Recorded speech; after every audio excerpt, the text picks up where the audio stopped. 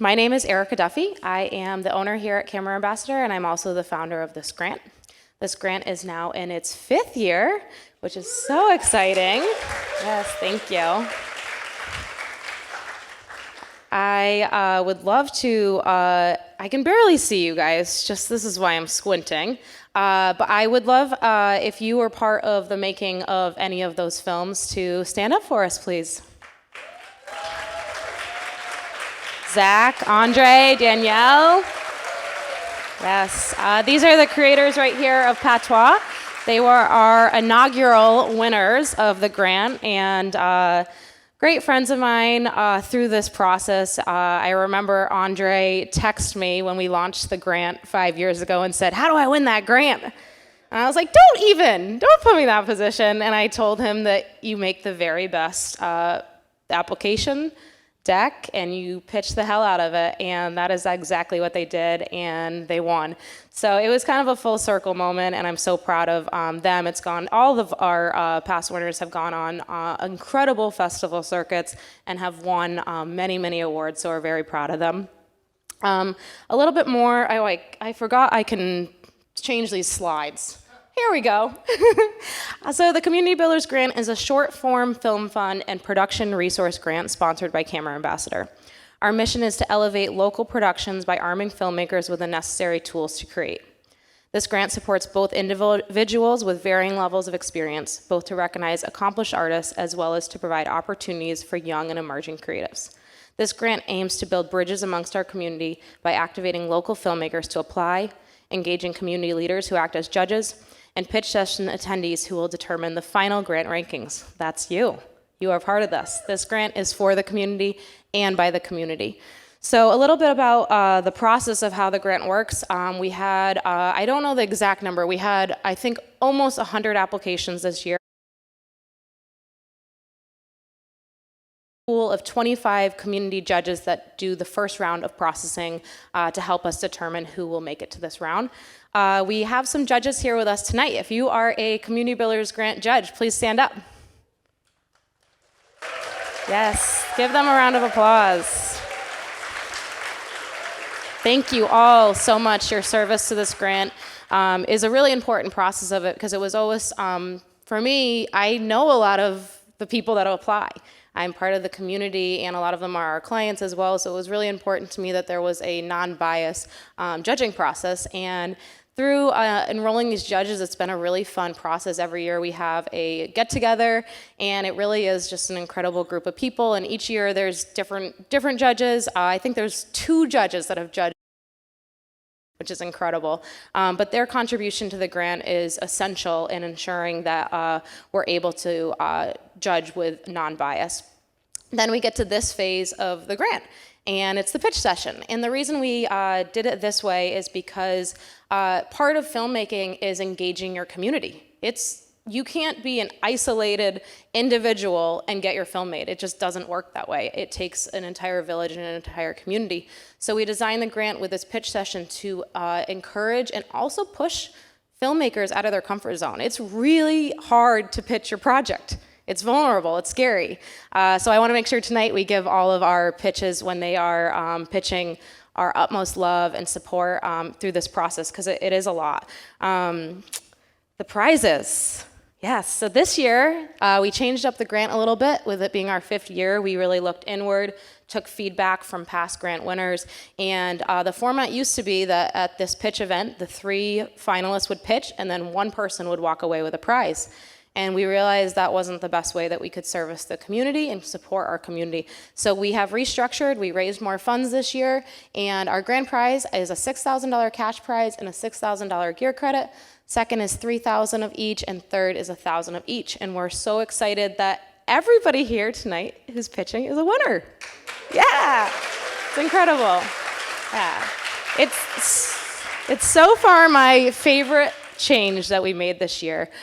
So the voting that the in-person audience will do later tonight is going to be determining the first, second, and third place, and which pitch will receive what prize.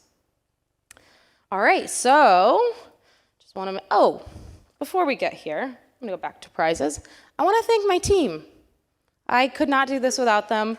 In the back here, we have Ray Tang. We have Eric Silver. We have Matt Carroll. And then probably the hardest job in the room tonight is Connor Texas Smith, who is running our live stream. And then we also have Ellen Partain. I don't know where she is. Oh, there she is in the very back as well. I'm constantly just in awe of our team at Camera Ambassador. We really are like a little mini family. After work, we hang out all the time, and I always am like, you guys still want to spend time together? We just spent the whole day together, and we often do, and I'm just so grateful for all of them, and they've poured their hearts and souls into this grant this year, as they do every year, so I want to give them my utmost gratitude. I also want to thank the film office, Jonah, Alex, you guys have been incredible. I'm so proud to be doing this here this year. We've done this at Camera Ambassador every other year, and this is just incredibly rad, and I'm so grateful for their support. And I was saying to Jonah, before when we were doing our run-through, like, to have a company and a grant like Camera Ambassador's grant and have the support of the city, of the film office behind us, I don't think you'd find this in another city. This is what makes Chicago so incredibly special, and I'm so honored to be creating here and to be doing this with all of you. All right, let's do this. All right, our very first pitch tonight, the format's gonna be each project is gonna get up and pitch, and then I will join you again to moderate a Q&A. We'll open up the floor for audience questions, and then we'll go on to the next pitch. So our first pitch tonight, the project name is Young Claude. It's from Adithi Chandra Shekhar. Did I do it? Chandra Shaker. I've been practicing this the entire screening, so appreciate your grace. Jerry Dye and Jordan Graves, let's give it up.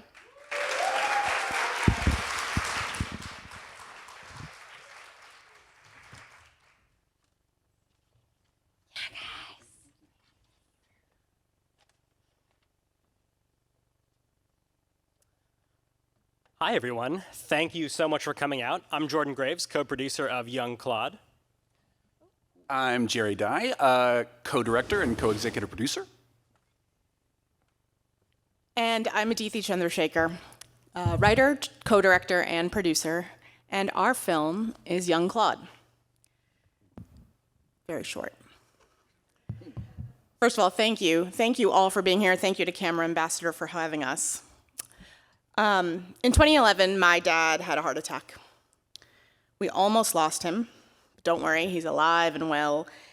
And since that time, his zeal for life has changed. His health has diminished a little bit, and the dad I grew up with, the one who took me ice skating and drove me to piano lessons and yelled at me because I couldn't tell the difference between a nickel and a quarter for a very, very long time, that dad isn't really here anymore. He just doesn't really have the same ability to be active and engaged in our lives the way he used to, but I still want him to, just the way I did when he was a kid. And when my partner Kelly's dad died, it felt like looking into the future. Kelly had a really loving but very fraught relationship with their dad. Sorry, give me one sec here.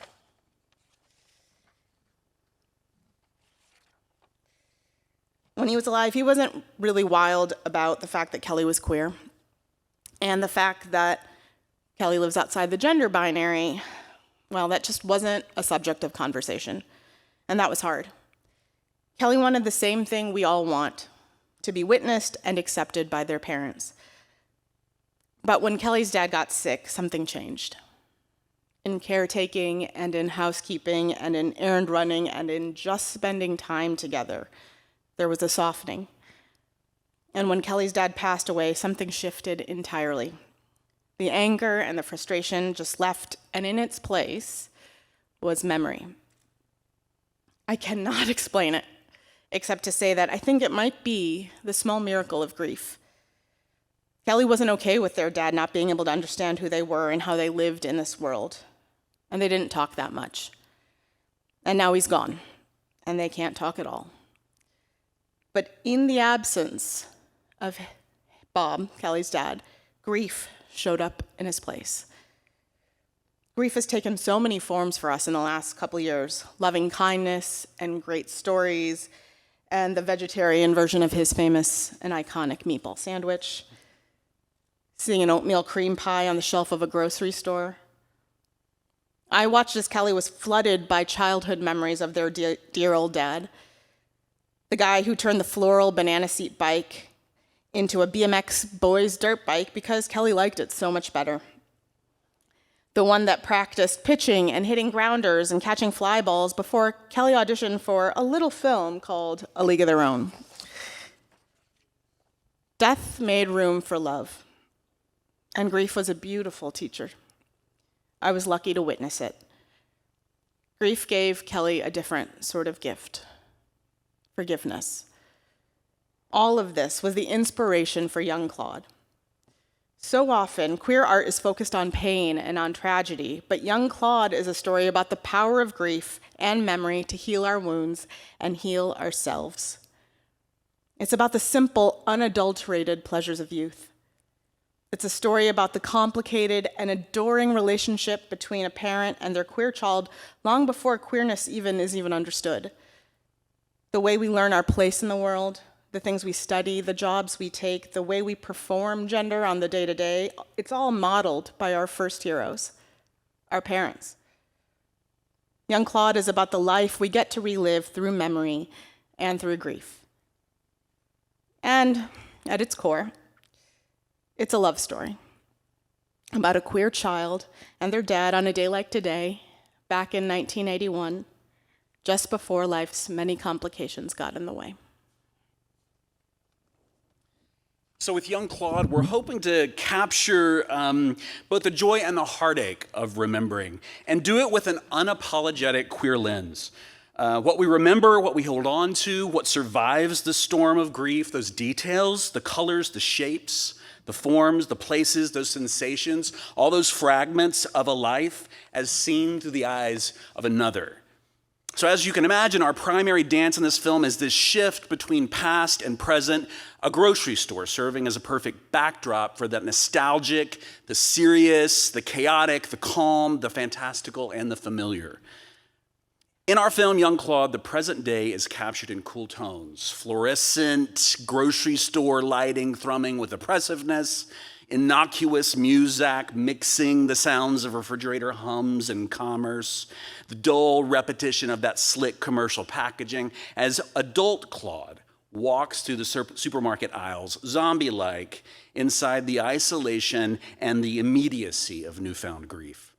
And in this muted limbo is where we first meet adult Claude. It is also the place where adult Claude is arrested by the freshness and the potency of memory.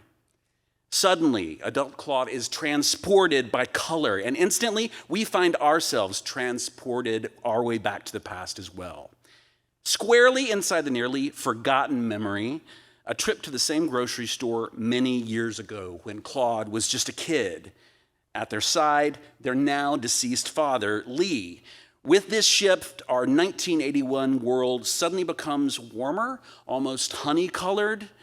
The once oppressive grocery store is now shiny and electric and exciting, a sugary cereal childhood fantasy full of optimism, possibility, Totino's pizza rolls. In this 1981 memory, young Claude is played by a child actor, while the memory of Claude's now deceased father, Lee, is doubled by the actor playing adult Claude.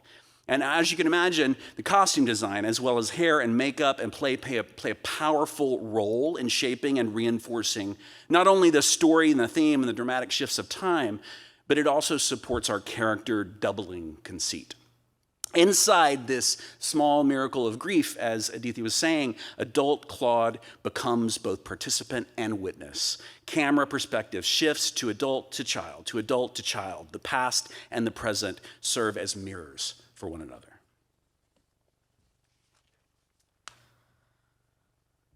As Erica said, it takes a village to make a film. And there was never any question that we're going to make the village for young Claude right here in Chicago. We are already in pre-production for Young Claude. We have a plan in place for a 3-day overnight shoot on location in July at our grocery store. To visually bring the film to life, we have been working on putting together a really amazing team of artists and creatives across Chicagoland, including but not limited to Chris Rayano, our director of photography, His work has been featured at Sundance, South by Southwest, Tribeca Film Festival, and more. Rachel Cole will be our amazing production designer. She's a Chicago local who comes to us. I might have just bumped that on accident. Sorry. Rachel comes to us with a lot of experience on small and big budget movies. We also have an incredible assistant director, hair and makeup artist, and production sound mixer already attached to the project. And yeah, we have an amazing team. I'm excited for it. Next, I'm going to talk a little about the location. We will be filming Young Claude on location at Burkott's, a Chicagoland grocery mainstay. We're already talking with the team at Burkott's. We're excited to hopefully bring out some locals to be background on the film. And I think most of all, we're just excited to be shooting this story in a smaller Chicagoland community like the one that we'll be depicting in the film. It's fitting that Young Claude takes place inside a grocery store because these stores are at the hearts of communities. When I first read the script, I was so impressed by its ability to transport me back into the grocery store as a kid. The script offers this childlike view of this world that strikes this memory, this human chord that I think can transcend a lot of the differences between us and make us all remember what it was like to visit the grocery store as a kid. Next, I'm going to talk a little bit about distribution and budget for this project. Big picture, the distribution plan for the film is film festivals. Specifically, we want to submit to Academy Award qualifying fests, as well as LGBTQIA festivals across the globe. 3 fests that we've identified that would be great showcases for our film that we're excited to submit to include Chicago International Film Festival, South by Southwest, and Outfest Los Angeles. From my very first conversations with Adithi, it was really clear that we both wanted to tell a great story and do right by the people who work on it. To that end, we have set a fundraising goal of $65,000 to make this project a reality. We want to do right by the people who work on this project. We want to pay the best rates that we can possibly afford. And at the end of the day, we want Young Claude to be a production that supports the independent scene in here in Chicago and makes this town a good place to live in for the entertainment industry. Let's see, I lost my place. We've already raised about 1/3 of our budget. We have a crowdfunding campaign in the form of a Seed and Spark campaign that's already launched. And your help, along with support from this grant, is going to be a huge step towards reaching our fundraising goal. Young Claude is an insert of a feature film I've been writing for some time now about dads and kids and loss. The short is a proof of concept to make a larger work, so your vote today is an investment in something that is so much bigger than this one film. Look, it probably won't surprise you, but women, and especially women of color, are massively underrepresented in this industry, and especially behind the camera. In fact, a recent UCLA study found that women of color continue to receive less financing even when they make low-budget films with white folks in the leading roles, as is the case here.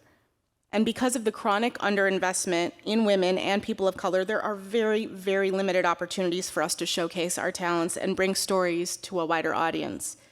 And I think we can work together to move this needle. In voting for Young Claude, you're joining a growing number of artists, creatives, and allies that are working hard to create an even more opportunity for women and women of color and LGBTQIA folks in Chicago's film community. In the last decade, only 2 LGBTQIA+ films have been nominated for the live action short category at the Academy Awards. Your support could help Young Claude become the 3rd, and that is our goal. No endeavor has ever been more meaningful to us. Thank you so much for your support of Young Claude. Thank you for your vote and for backing and empowering us to create something meaningful. Something honest. And something true. Thank you so much. Thank you, Camera Ambassador. And thank you to Camera Ambassador. Oh, sorry.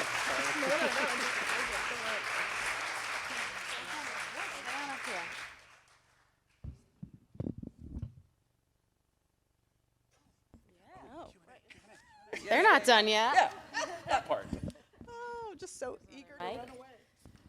Wow, that was amazing. Thank you so much for being vulnerable and sharing your project and your art with us. All right, we're gonna do our first Q&A now. We have a couple people with microphones. Who wants to ask the first question? Got someone in the center here. Can I just sit and I'm sorry, say it again. can I just sit and ask the question? Yeah, I mean, yeah, whatever you want. right, We're all family. You can do whatever cool. you want. Hi there. Great presentation. Quick, can you sort of break down the budget in some sort of way? Totally. It's a big budget. We are shooting a short film. It's a 3-day shoot on location, and it's a period piece. That is not easy because production design in a grocery store, which is very modern, it requires a lot of art direction. So the biggest elements in our budget go towards creating a space that is both present day, representative of a store in present day, and flipping a store on 3 overnights to 1981. It's no small feat, but we have the coolest production designer in the industry helping us, and a pretty cool vision. We have a sizable cast and a really, really cool crew, and because this is a piece that flips back and forth in time, we really wanted to work with some of the best in the biz, and we got to do that, and we wanted to pay them appropriately, so most of our money is going towards that. Thanks for your question. Who's next? Oh, nope, that was just a head scratch. I thought there was one in the back.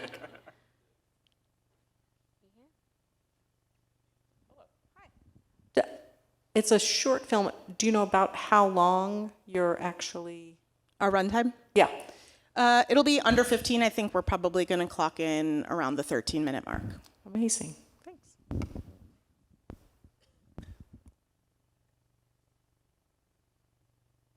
Other questions?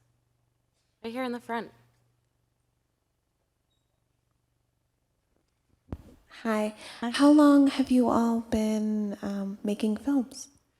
Great question. This is our first film as a team. Jerry and I are both actors. Jerry's a fantastic theater director, and I've been a long time theater, TV, and film actor. But this is my first time writing and producing my own work for film. Yeah. Congratulations. Thank you. Very exciting. Any other questions?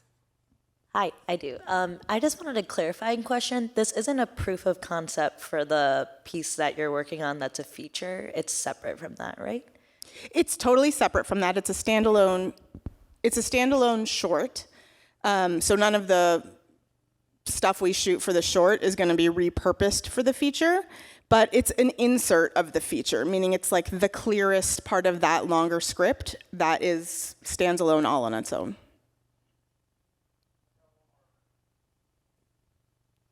Hi, I was wondering in what ways were you hoping to activate the local community within Chicago other than hiring folks for the production? Thanks. Yeah, that's a great question. So we are pretty active advocates, artists, activists in the LGBTQIA community in Chicago. It's really important to us to engage that community. We have friends in the audience who are here from About Face Theater tonight, which is a long-time LGBTQIA theater and is running a very cool show right now called Gender Play. If you love the theater as much as we do, please go see it. I'm also Indian American. I'm a first-generation American. My parents have lived in Chicago since 1977. Chicago's my home. We have a huge Indian community here and a huge South Asian community here. But there aren't a lot of us in the arts. And it's really important to me to engage my South Asian community because when I was, I'm not a spring chicken anymore, but when I was coming up, there was no Mindy Kaling, there was no Aziz Ansari, there was, these people weren't around in the 80s and 90s. And I saw my first South Asian American film in the basement of my library. It was a queer lesbian film by a writer-director named Nisha Ganatra, And I watched it and watched it and watched it because it was the only access I had to something made by somebody like me. And what's wild is we have made so many friends in this industry through this film, and I have a call set up with Nisha Ganatra in a few weeks, which is like, I'm so nervous about it. But it's because the folks that are in the community really want to connect to a wider audience and really are making that happen, whether they're South Asian or not. So thank you for your question, and I hope that answers it. Thanks. Beautifully said. We have time for one more question if there's someone else. Okay. It's very difficult to see, so I'm very sorry.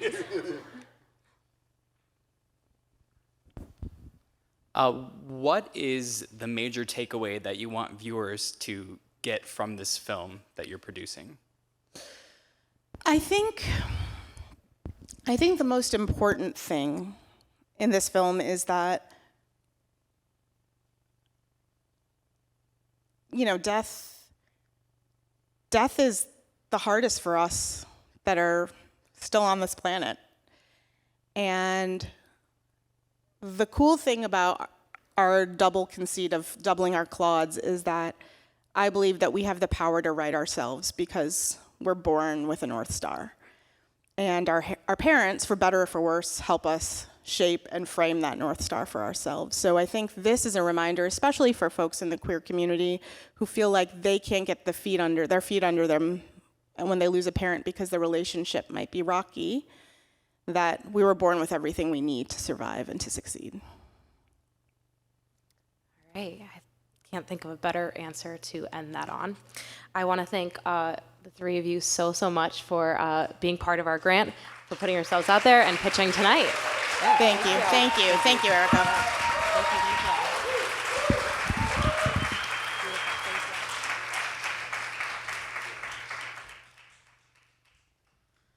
All righty, who's ready for our next pitch? Yeah. All right, up next we have Killing Time from Caroline Kuntz.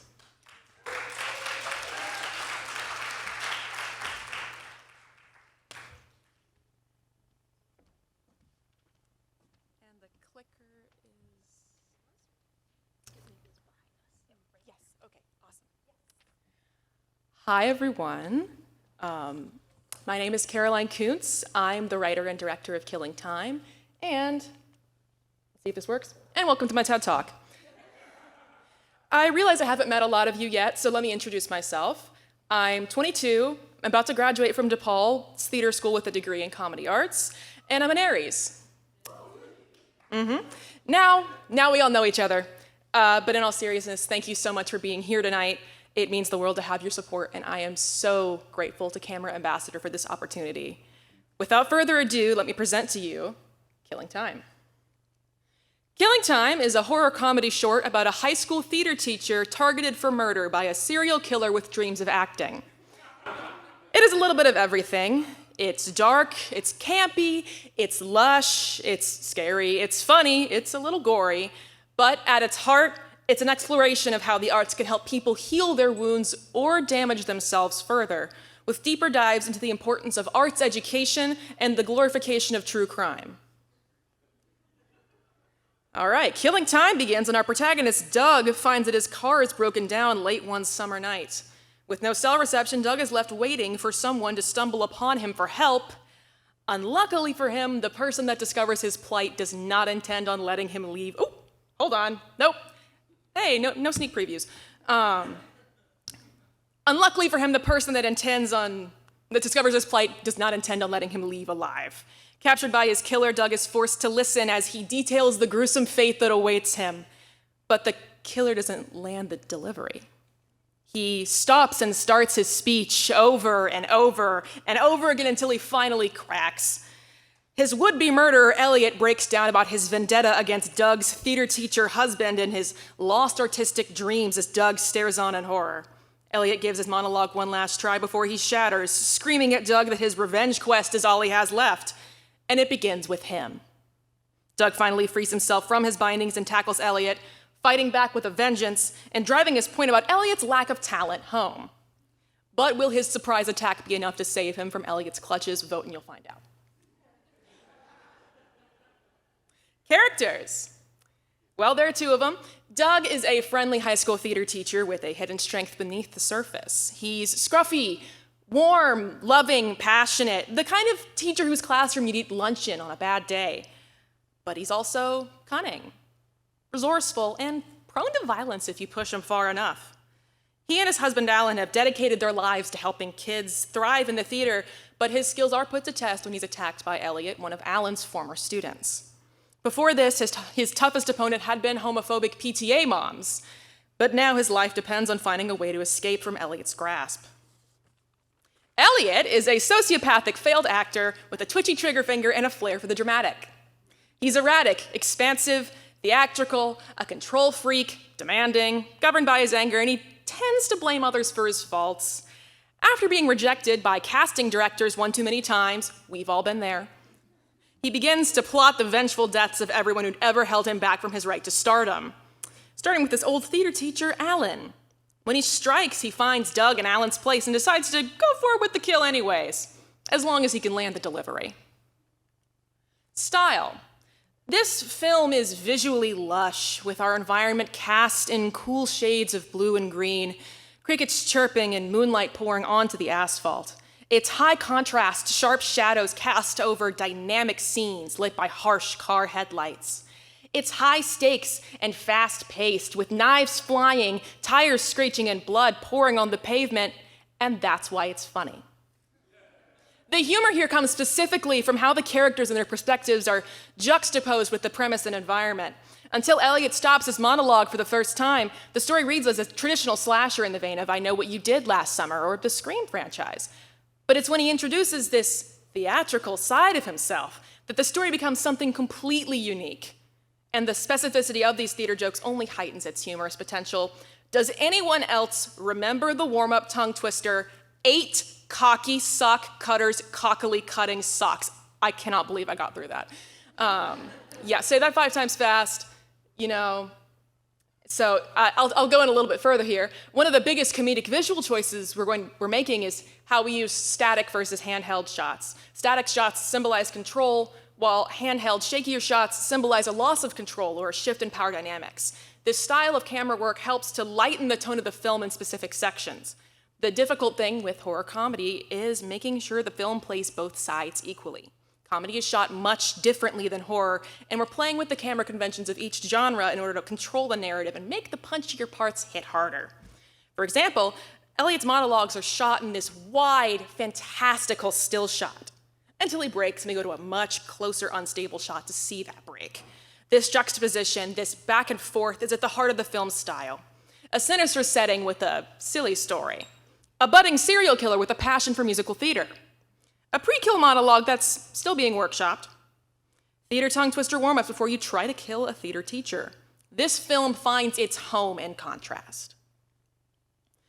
Tone and comparables. Stories kind of like the first season of Barry were big inspirations, balancing absurd humor and bone-chilling horror on a razor's edge with sharp dialogue, a singular focus on character, and the use of negative space within visual spectacle. Films such as Spree and Happy Death Day were also influential in their approach to the campier nature of horror comedy and in tackling this humorous serial killer concept. And I would be remiss to omit Stephen King's body of work as one of the biggest influences on my writing to date. Let's get into it. Killing Time has been heavily influenced by my experiences in theater as a student and as a teacher. I've spent almost all of my conscious life either studying, performing, or teaching theater, and that has shaped my approach to these characters and how they interact with each other and the world at large. I've been in both my characters' shoes at different points in my life, and I drew directly from some of those experiences to craft this script. All of the warm-ups Elliot uses are pulled from my high school theater troupe, and Doug is based on several of the better directors I worked under.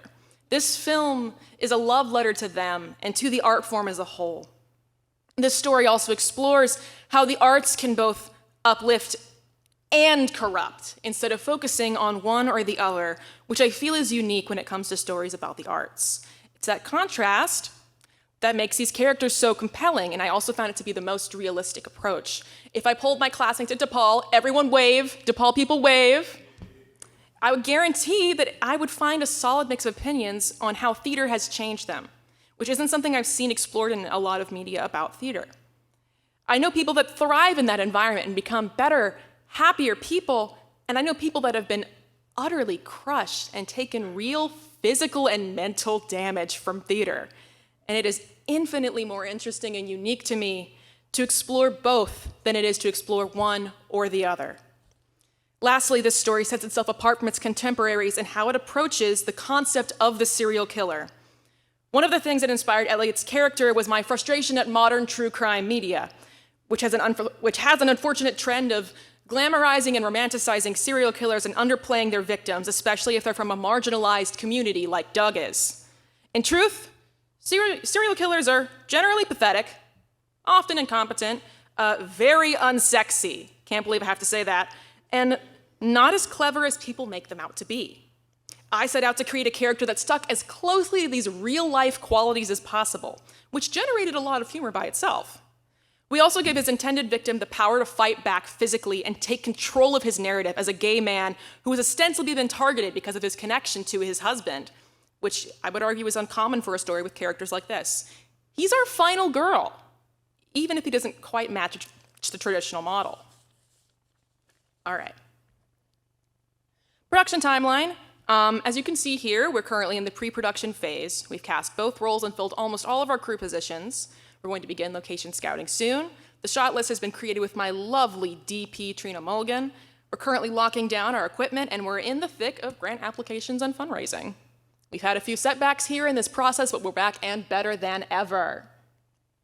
Budget. So to complete this film, bare minimum, we need at least $5,000 in order to fairly pay everyone on set, secure high-quality equipment, and ensure the safety and comfort of the cast and crew during the shoot. We know that we'll likely be able to cover most of our equipment costs through Camera Ambassador, which is amazing, no matter what place I get. We've been able to raise around $1,000 in donations so far, but we plan to cover the rest of the gap with grants, further donations, and sponsorships. We are also aiming to give a portion of the proceeds of our fundraising campaign to an organization supporting teachers in Chicago, such as the Chicago Teachers Union Foundation. It's key to me that while this project aims to express the importance of teachers to its audience, it should also directly uplift them by helping to provide material assistance and supplies. Our goal is to take Killing Time to a curated selection of film festivals before working out a smaller streaming deal. We plan to submit to several larger festivals with a horror lean, such as Tribeca, Austin Film Festival, and Holly Shorts, along with a collection of smaller genre festivals, such as Panic Fest and Horror Hound. We would then be interested in future distribution on streaming platforms geared towards short horror films like Shudder or Alter, depending on how our run goes. Why? While the primary goal of this film is to create something terrifying and hilarious for a horror and comedy inclined audience, we're also hoping that our project inspires people to support the teachers in their lives. Arts programs are being torn down across the nation, and this film illustrates the importance of helping keep those doors open. Because not only do they culturally enrich students and teach them valuable skills, but they also help people grow into better versions of themselves, even if that didn't really work in Elliot's case. The work that Doug and his husband are doing is good and valuable, and our hope is that people notice that and then give back themselves in some way. Even if you weren't an arts kid, which I doubt it, you almost surely had a teacher or mentor in your life that changed you in some way, and it's something that I know a lot of people can relate to and reflect upon. With the gutting of arts education and the media trending ever further towards tasteless true crime stories, Killing Time is prepared to challenge audiences on these topics and inspire them to work for change. We're building a community of local artists with Killing Time, and it's giving a lot of our newer artists on the project the space they need to refine their art and make themselves known inside the Chicago indie film industry. We want to work with Camera Ambassador in order to build bridges with one another and explore this unique and exciting story, which has already brought so many people from all walks of life together. We're ready to bring this film into production this summer, but we just need that last push of support in order to make this film into the showstopper I know it can be. Thank you so much. Contact me.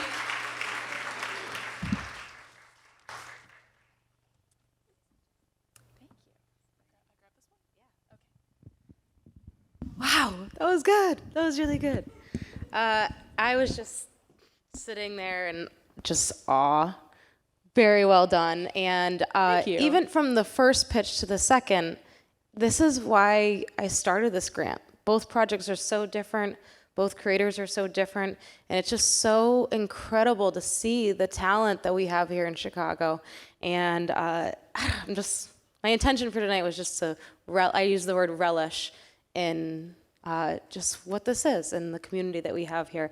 So thank you so much, Caroline. That was really Thank great. you. We're going to open up the floor for questions. What do we got? Don't be shy.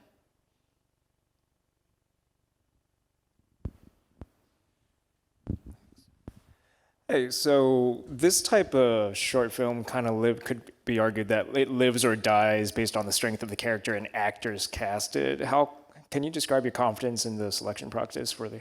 So I realized that I had neglected to include our actors in this, and I'm regretting that, but I have already cast both roles with incredibly strong actors that already have a foundation both in comedy and in screen acting. That was really important to me whenever I was finding people for these roles, is that they both had experience with the kind of comedy I'm doing here, of course, with film acting, and then also from a theater background.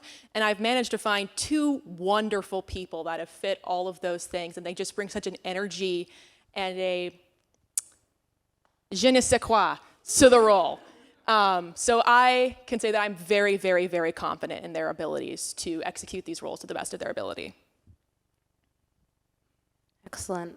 There's one in the back, and then maybe we'll bring the mic down to someone in a hat here near the front next. Thank you. Hi. Great presentation. I want to make sure I got this. You said the total budget is about 5,000? Yes, we are an extremely micro budget short, to be honest. I'm going to be working with a lot of former classmates on this project. We're going to be paying people to the best of our ability, but I'll be the first to admit I'm not the most experienced at fundraising. It is, however, an outdoor shoot that shouldn't require too much for permits. And hey, if anyone wants to give us more money than that, would not mind it.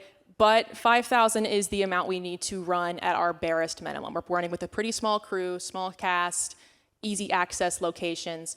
But I think, even despite our tight purse strings, that we will be able to pull off a product that I'm confident is going to take us all pretty far. And how many production days is that? This is running with about 2 right now. We're looking to expand to 3 possibly, but currently we're budgeted for 2. And then right here in the about 5th row back with the hat. Yep.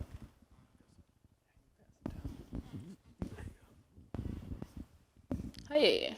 Really great presentation. I think you did a really nice job painting it out. To hop off the first question, they brought into mind actors. I wonder if you had secured a post-production supervisor and editor, because I think what comes to mind is like Shaun of the Dead and like these really quick, snappy cuts, like similar to Nickname. Yeah, you're on the ball there with what you're thinking of. Being honest, no, I have not secured a post-production supervisor or editor yet. I have a lot of really great candidates in mind that I've been talking to, but I haven't settled with one just yet. Yeah, that's my answer for you there. But definitely for how our post is executed, it is actually a very similar idea to what you just pitched. Great. On the right-hand side over here. Also, shout out to Ellen and Alex for running our microphones. Yeah, you guys are killing it. Yes, appreciate you.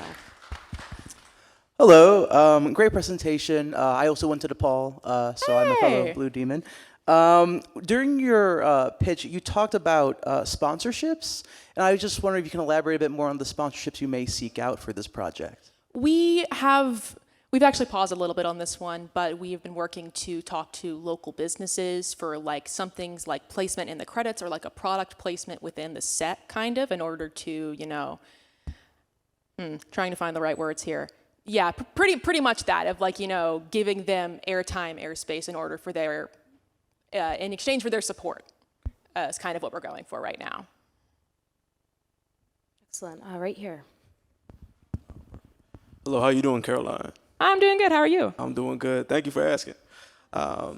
My name is Troy, the founder of Continuity. My question for you, I like to play on potential. Now, you said that you would have a minimum of 5,000. That would be just to get the project done. How much would you like to fundraise? And with that number, how would you use that amount? I mean, if I'm giving you guys dream numbers right now, somewhere in like the 8,000 to 9,000 range would be very great. But I'm running off of what I've got to work with. And a majority of that does go to paying our cast and crew what they're worth. As of right now, that has been a big thing for me. I've been working, this is actually my second film. And on my first one, making sure that I was paying all of the actors and all of the freelancers I had working on that alongside the students I had hired was a really big priority of mine. That's where a lot of this is going, because in order for them to be able to do good work, they need to feel supported in this. A lot of the rest of this is going to be going towards art direction. We do plan on hitting someone with a car during this, so there's going to be some cash attributed to that as well. Oh, I'm very excited to do that stunt. I'm so thrilled. Yeah, very, very X. But anyways, so a lot of it's going to be going towards art, also to like location permits and like securing things like, we're filming outdoors. Do we need a portable bathroom? Things like that, just to take care of small things on set. And then, of course, having like a selection stored away for film festival submissions, for any post-production needs. That's kind of what we're running off of right now. And then, of course, like a section stored away for like production miscellaneous, like day of costs. Thank you. Fortunately, the Chicago Film Office handles permits. That's one of the many things they do. So, right place, right time. Just had to put that out there. And for anyone in the audience that didn't know, that is one of the many things that they handle. And their team is incredible. They are way friendlier than you'd think they would be. All right, we have time for, I'm going to say 2 more questions. Right here in the back.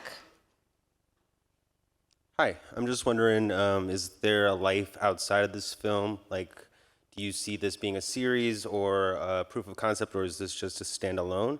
And then also, you mentioned film festivals. Do you have any particular ones in mind for it? Yes. Currently, I've pitched this as a standalone, but I could see this maybe expanding to some kind of like anthology series, if this serves as a good enough proof of concept for people to take interest in it, of like similar kind of like horror comedy stories to this one with like a social lean to them. It is one of my favorite genres to work in. I'm a huge comedy aficionado, as you can tell by the degree. And, you know, I've been a horror fan all my life, so I'd love to take this and to create something larger and more, like an anthology with it. Can you repeat the second part of your question, please? So sorry.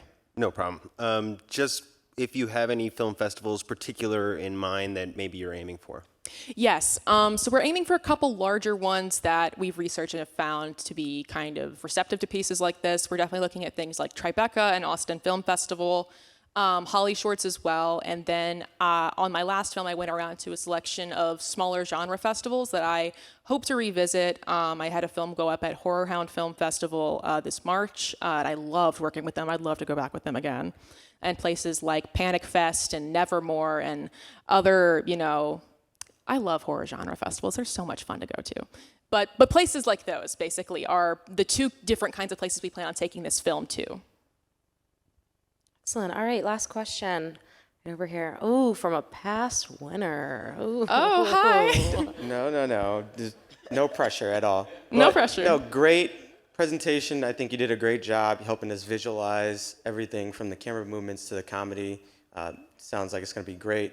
Just one question about the just community impact. You said, you know, the crew is fairly small, so just other aspects other than the crew, maybe like locations and cast and anything else that will help, you know, bolster the community impact of the project. Yeah, admittedly, I wish I could work with a bigger crew, but just for financial reasons and also for the sake of the locations we're going to be working at, having a bigger crew might become a bit of a hazard, especially with the stunts we're trying to execute. Yeah, our cast is also decently small. I'm hoping with locations that we're going to be able to give back to the community a little bit. But the largest way I plan on doing this, I talked about it a little bit, is by materially contributing. Like, I've been looking at the Chicago's Teacher Union Foundation to help build not only within our film community, but also in like the larger Chicago community of like using the message of this film to support, the people it's about. I plan on, of course, hiring exclusively local for cast and crew. That's already been taken care of. And yeah, we are still scouting locations, so if you have any ideas, no. That is my answer to that question. I'm sorry I couldn't answer more of it. Thank you. Excellent. Let's give it up for Caroline. Thank you so much for being here with us. Great job.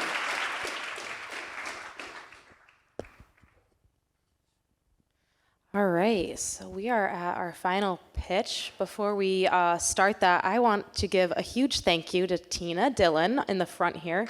She is doing our live captioning tonight.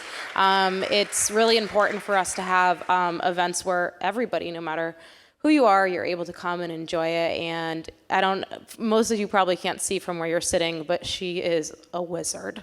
It's her, I don't even know how she's doing what she's doing, but I just wanted to thank her, and if we could give a huge round of applause for her service today and helping us with the event. Thank you, Tina. All right, we are down to our final pitch. The name of this project is First Check, and I'd like to welcome to the stage Christian Meha.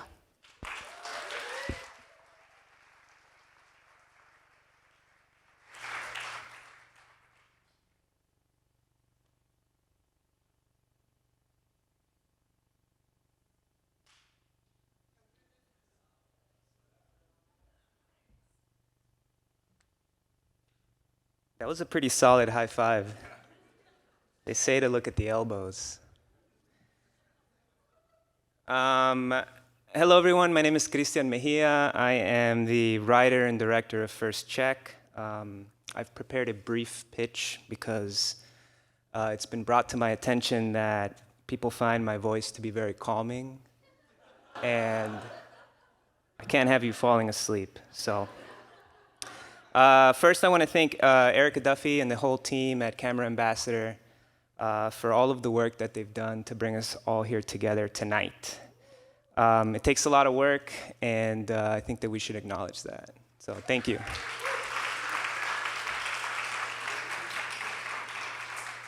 And then also thank you to everyone that is here, the other finalists, for sharing your stories and your voice. I want to start with a picture of my grandmother. This is my grandmother, Ludivina. She's played a very large role in my life. Returning again to people have commented that after a very hectic day on set, they come up to me and they say, how do you do it? Like, how do you remain so calm under pressure? And I think a lot of it has to do with being raised by the chillest grandmother in the world. A little bit about me. I grew up in Chicago. I grew up in a neighborhood called Logan Square. Shout out to Logan Square. Anybody from Logan Square in here?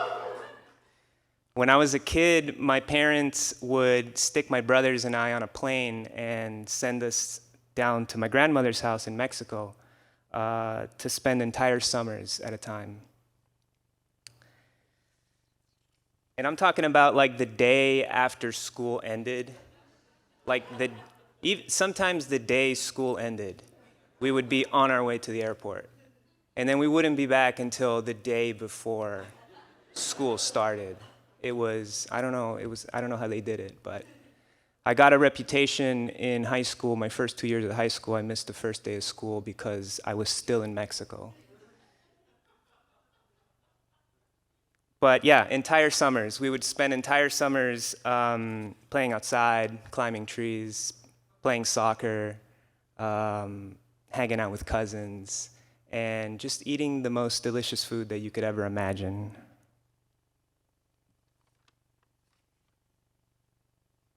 That's me and my cousin Jorge. And yes, my t-shirt is tucked into my underwear. It's a little trick I learned from my dad.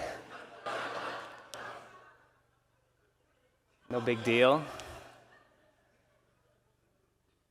I'm super grateful. I'm super grateful that my parents figured out a way to make it possible for me to connect to my cultural heritage in a way that a lot of people don't really ever get to experience. It was such an amazing privilege, and it was an important part of my life until it wasn't. And it's not that something bad had happened. It's just that I got a little older and I just wanted to do my own thing. I was seeking independence. And I suspect that that moment happens to a lot of kids. It's just a coming of age. It's a point in your life where you think that you know better than your parents. You feel like you're grown up and you can make your own decisions. And it's really that moment that inspired me to write First Check. Look at this beautiful landscape. First Check is a coming-of-age short film that follows Chava, a 16-year-old kid who chooses to get his first job and spend the summers working instead of visiting family in Mexico with his a yearly tradition that he shares with his kid sister, Michelle. Despite his mother's warnings that the working world is a gilded cage, Chava spends the summer mopping floors, sweating over a hot grill, and taking the trash out at the doghouse, a no-frills fast food joint from a bygone era. His small steps towards independence don't really result in the summer that he was expecting, as he languishes in front of the television, binging infomercials and eating cereal. Meanwhile, Michelle lives it up with extended family in Mexico and even manages to ignore her phone instead of living her life through it. Inspired by his sister's video message of her riding an adult-sized bike, he decides to intentionally cultivate his time off of work to balance the demands of his new job. With his first check, he buys a used bicycle that becomes a vehicle to discovering new facets of himself. As the summer comes to a close and Michelle is back at home, distracted by her phone, Chava surprises her with a gift that gently nudges her into a different orbit. And I'm sure the contextual clues there will point you in the right direction. As you can imagine, my work is very personal to my experience. As a city kid, I grew up here in Chicago. As the son of working-class Mexican immigrant parents, as the youngest of 3 brothers, and as part of a large transnational family. All of these sides of myself have found their way into my previous work, like Born and Raised, the web series I created, based on my experiences growing up in a gentrifying neighborhood. Semana Santa, a short film that follows a young family over the course of a week as they wrestle with tradition and religion in their lives. And Here to Stay, a forthcoming short documentary made in partnership with Palenque LSNA, formerly the Logan Square Neighborhood Association, that explores the importance of reclaiming public space in gentrifying communities where erasure is a tool used to disempower us. And that's why it's important for me to tell these stories, because presence is important. Media is a mirror that reflects our society and requires a collective voice. When marginalized communities rarely see themselves in affirming and uplifting roles, it can have damaging effects on our self-perception. I know this firsthand because as I was growing up, I forgot who had mentioned it, but I was also the kid who sat in the basement and watched that movie that really spoke to my experience. I watched it over and over and over. And that's why I'm so grateful for filmmakers like Gregory Nava and Lourdes Portillo and Chich Marin and actors like Edward James Olmos and Lupe Ontiveros for creating the cinema that I needed, that I could look up to. And that's why I'm driven to tell these stories, because it's important for our diverse communities to be accurately portrayed, and it's equally as important for us to have a key role in creating those narratives.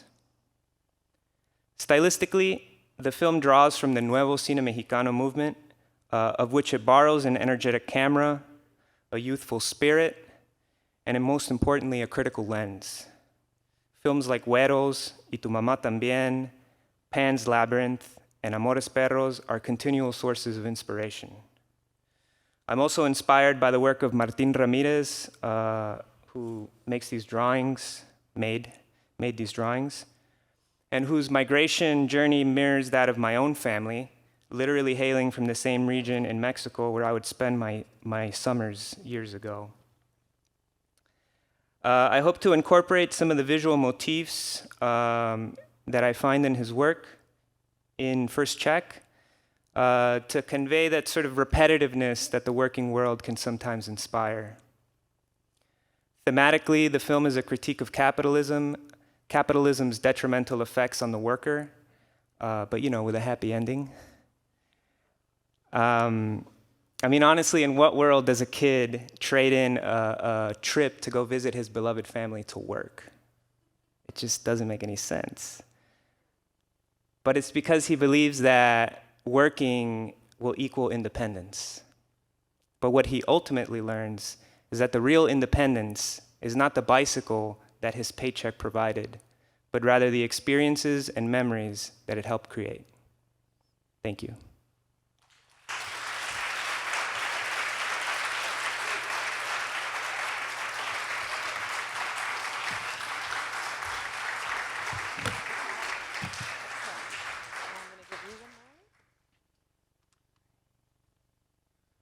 Oh, man, I'm just so proud of all 3 projects.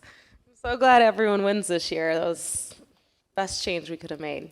Thank you so much, Christian, for sharing with us and being vulnerable and giving us a glimpse into a story that's so personal.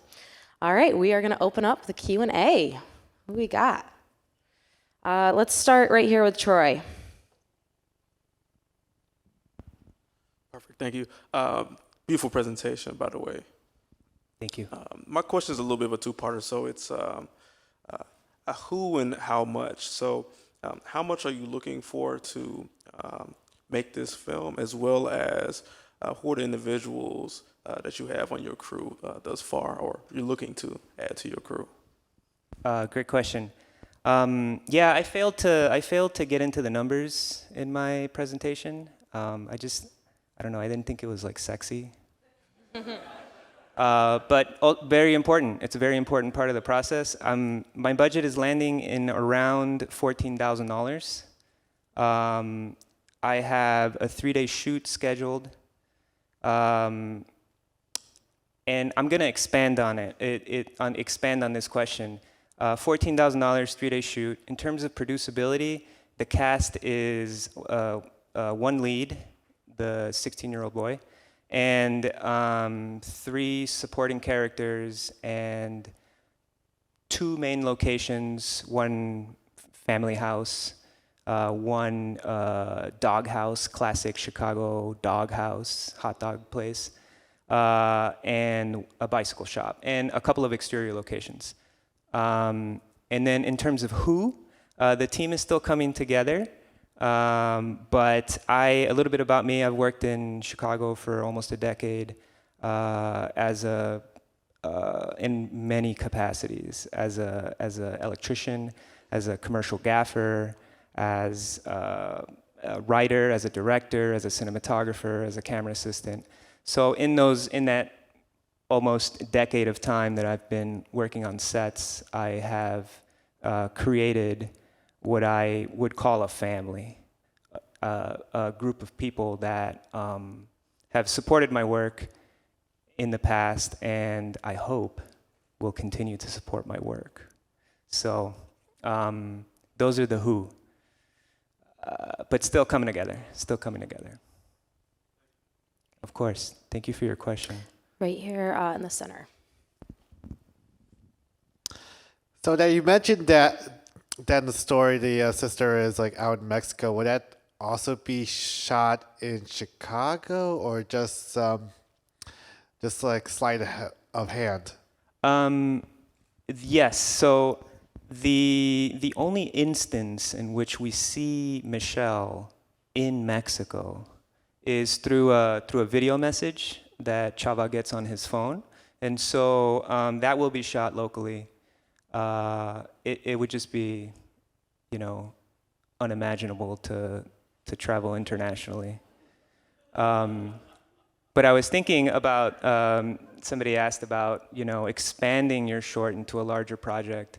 I think that if I were to expand this short into, or if I were to have the opportunity to do so, it would include going to Mexico and shooting down there, just to kind of like get that sort of perspective and contrast it with his summer in the city.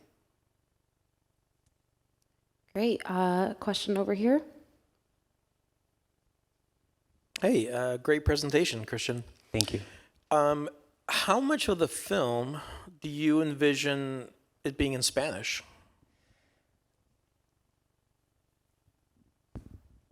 No, 0%. It's all. I had to quickly read the script. 0. Yeah, there's no Spanish in it. Oh, you know what? There's a couple of words here and there.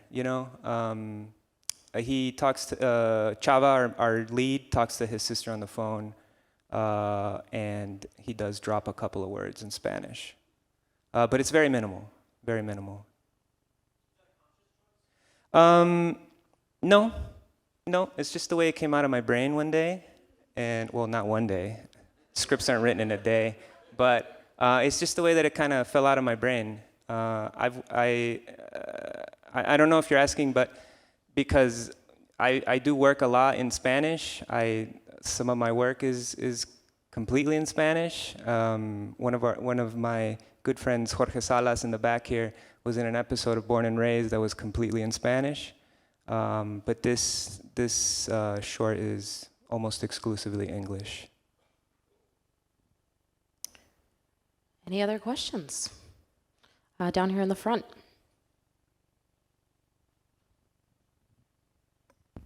Yeah, I was just curious on how you planned on giving back to Logan Square and your community with this film. Excellent question. Yeah, I love Logan Square. I grew up there.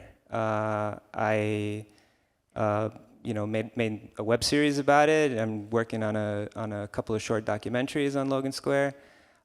With this project specifically, so one thing that I try to do is I try to keep the money in the community. I did that with a couple of my past projects where I try to find people from the community to cater.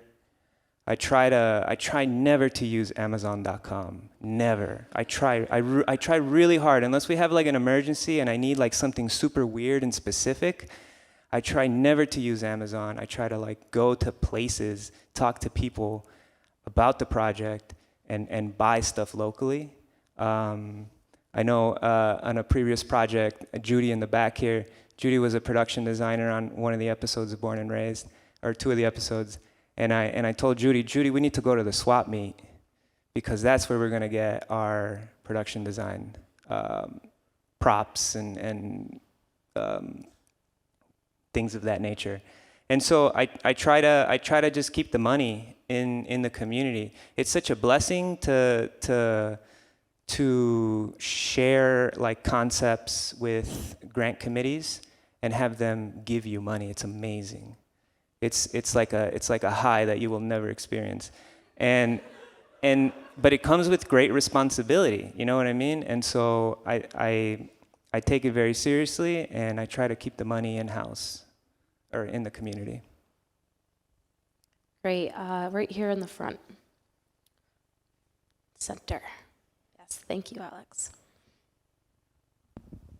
Hi. Again, great presentation. I think from the very first image of your grandmother, that photo was amazing. And so my mind went to, how are they going to shoot this? Like, do you plan to like make it visceral? Is it film? Is it digital? And then the second part, the motivation of a 16-year-old boy choosing to work over the summer. Like, are there trinkets that you plan to like throw into the film or any of the shots that send motivation that way? like, who is this? Like, the way you painted the story is like, who is this kid? You know what I'm saying? So. I'm not sure, like, do you mean trinkets, like, in terms of like production design that kind of point to who this person is? Yeah. So I think it's an interesting, it's an interesting question because currently in the script, his sister Michelle asks him, why do you want to work? Like, why? Why are you trading in going on this trip to work? Like, what are you looking to buy? And in the moment, he can't answer it because he just doesn't know why. Because he's not looking for like physical objects. He's looking for a sense of independence. He's looking for himself. And so it's funny that you sort of mention like, well, what are the things that are going to define him, right? And I think that it's more of a lack of those things that I find interesting. It's like I find that a lot of the time we tend to define ourselves by the things that we buy and the things that we consume, because that's just how capitalism sort of sets it up for us. You know what I mean? Like, we go to work to make money so that we can buy these objects that come to define us. And so this kid is not like that. He doesn't really, in one of my character descriptions, I call him hopelessly plain. You know what I mean? He's a kid that is searching for who he wants to be. And so I want to keep the production design like relatively plain when it comes to Chava. And in terms of aesthetics, camera movement, and things like that, I have sort of flirted with the idea of shooting this on film. I think that would, because it's such a personal project for me, and it's such if I get feelings of nostalgia, I want to shoot it on film. But I think that it would probably be a mixture of digital and film. I think that I would want the sequences where he's working to feel a little bit more clinical, a little bit more like monotonous and boring and repetitive. And I think that if film just wouldn't really fit that portion of the film.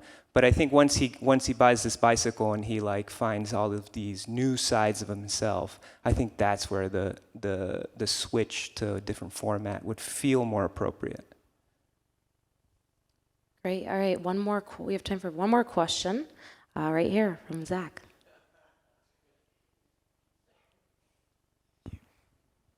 First of all, great presentation, very emotional. I'm truly envious of the experiences that you had down in Mexico, or that you represented. I was going to hit you with a hardball, but someone already asked that question about the community. So can you kind of maybe share some of your references or a reference that could help us visualize again the theme and the aesthetic of the film? You spoke a little bit about camera moves and shooting on film, so that I guess my mind just wants to know a little bit more about your inspiration. Yeah, sure. I'm inspired a lot by Mexican cinema. I think I just gravitated towards it because obviously like my background, and I really like. There's a Mexican cinematographer. His name is Gabriel Figueroa, and he was very influenced by the muralist movement that was very well known at the time, that was very prolific. And so he would reference some of the murals that he would see being painted across Mexico in his work. And in turn, the muralist would see his work and be influenced by that. And so that sort of cycle of that dialogue between artists has always been very inspirational for me. In terms of some of the other influences, I mentioned this artist, Martin Ramirez, who is, here, I'm gonna kind of back up on this, who is the illustrator of these. My brother put me onto this dude, and there's something about like the sort of repetitiveness of the work that at once feels like confining and restrictive, but also at the same time just expansive and enormous. And so I was really influenced by his work while I was writing this, because I was trying to convey that feeling of claustrophobia that working can sometimes, inspire. But found it hopeful in a way to be able to like transport myself outside of this like work world and create space for, I like to say I like creating space for novelty and chance to enter your life. And that's what he's doing by like buying this bicycle and just like, throwing caution to the wind and discovering new sides of himself. And so, yeah, very inspired by these drawings, and also very inspired by Mexican cinema, especially like the late 90s, early 2000s. They just had like a very free moving camera, handheld camera, and just like a youthful energy that just like is palpable. Excellent. Thank you so much, Christian. You got me thinking a lot about work, and I have to Work say, sucks. I think I have the best job in the world, because I'm at work right now. I think, yeah. I think when you find, you know what they say? They say it's not work if you like love it, right? Isn't that how the saying goes? I think that I have the best job in the world, and I feel I think so I've worked a lot of privileged. shitty jobs. All right, well, that wraps up our Q&A. Thank you so much, Christian. Let's give it up. Beautiful. Thank you. Yes, grab one. Excellent job.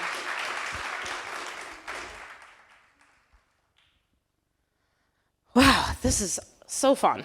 I'm having the best night. We are going to go into the voting portion very soon. I do want to let everybody at home and everyone here in the audience know that we will be announcing the first, second, third placing based on the in-person vote here tonight on Monday, May 29th. That is this coming Monday, Memorial Day. So barbecues are going to be lit once we put this out. And it will be announced via our social media platforms. You can follow us on Facebook and on Instagram. Our handle is just Camera Ambassador. So at this time, we are going to close out our live stream. I want to thank everybody who joined at home as part of our audience. I think this is one of the coolest things that came out of the last couple of years, is that so many more people are comfortable and able to do live streaming.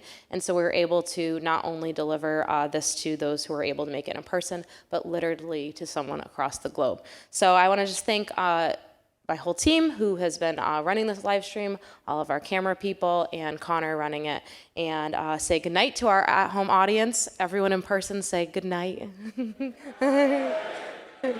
Thank you.